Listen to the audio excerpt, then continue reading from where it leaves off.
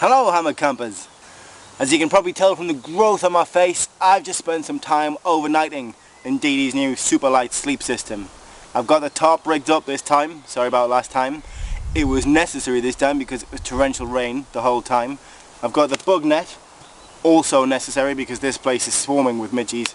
And obviously the hammock, you can't sleep without one of those. As well as the new Dee Dee hammock underquilt to keep me warm. So, what are my thoughts? To be honest, I was worried about sleeping in this. So worried in fact that I brought my jungle hammock and set that up as well.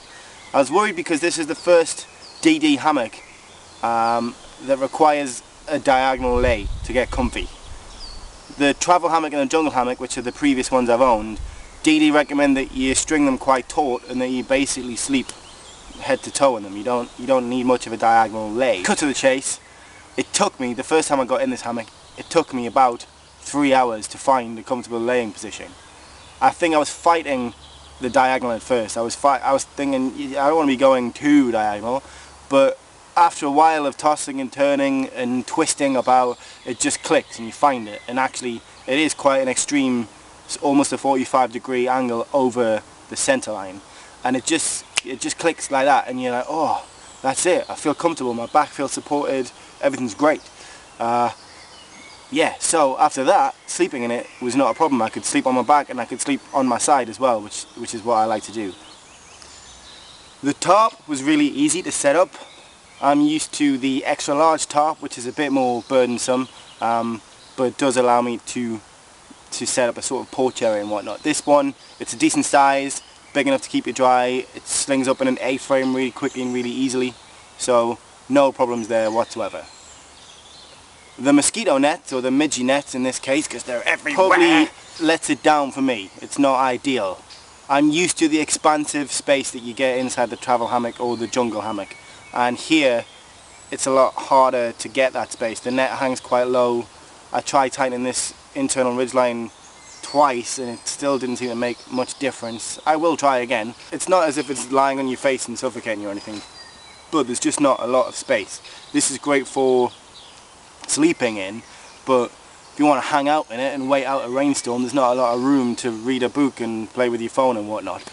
Speaking of which, playing with my phone is how I test the success of a midgie net in keeping the insect out. Wait till it gets dark, turn the phone on, any insects are going to be attracted to that light. Normally I have no problem at all. In this one there was one or two little blighters that got in. I mean, it's not the end of the world. I mean, it's a good net. What I'd really like to see is just some tabs on the top there so I can suspend it from the tarp ridgeline or from a tree and just give it a little more height. That'll cure it for me, basically. I demonstrated in my unboxing video just how quick and easy this is to set up. However, it actually takes longer to set this up than it does to set up the jungle hammock. You know, in that huge snakeskin that I've got. Because once you remove that snakeskin and put the arches in, that's it, done for the jungle hammock.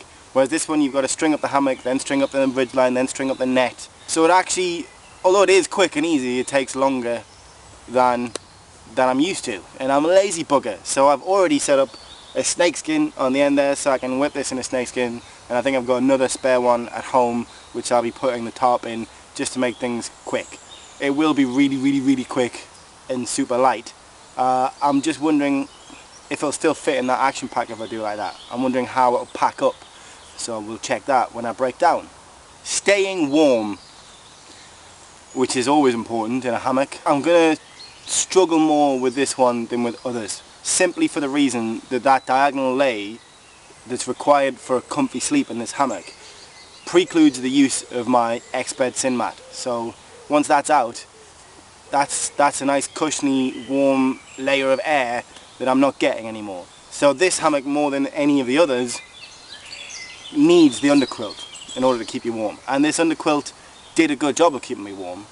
However, the underquilt, when you string it up, it has more of a U shape to it that I think would be suited more to the travel hammock and the jungle hammock. The minute you start laying diagonally in this, well, the underquilt can't quite cover you. Either your head or your toes or your feet are sticking out at the bottom. And after some experimentation, I decided to go with my head out because I can wear a hat and a hood on my sleeping bag and keep my head warm, whereas I only had the one pair of toasty warm socks with me and that wasn't enough. Overall, I'm really impressed. It is light, it is easy to carry. I can imagine hiking quite a distance with this and stringing it up and getting a nice comfy sleep. It'll work best in hot weather because then you can dispense with the underquilt, although I find certainly in Britain that you need an underquilt regardless of the season, so maybe not. But even the underquilt is light, and I've shown you on previous videos how easy it is to attach to that action pack. So all in all, it's a lot lighter and more comfy and easy to carry than my other setups. So yeah, I like it. It's good. Just a quick heads up, this is how small it packs down with the snakeskin. So that's the mosquito net and the hammock in there, wrapped in a snakeskin to make it easier to set up. Obviously it doesn't look quite as small as the two individual parcels, but it will still pack away into the action pack. I think it'll squish into this front pocket actually. Yep, it's going to fit in there just nice. Okay, so that's that away in there.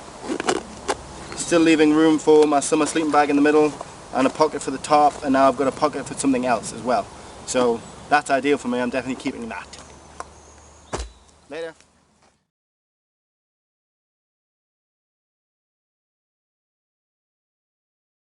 Sorry, there's midges everywhere. Yeah, there's one there. Bloody midges everywhere.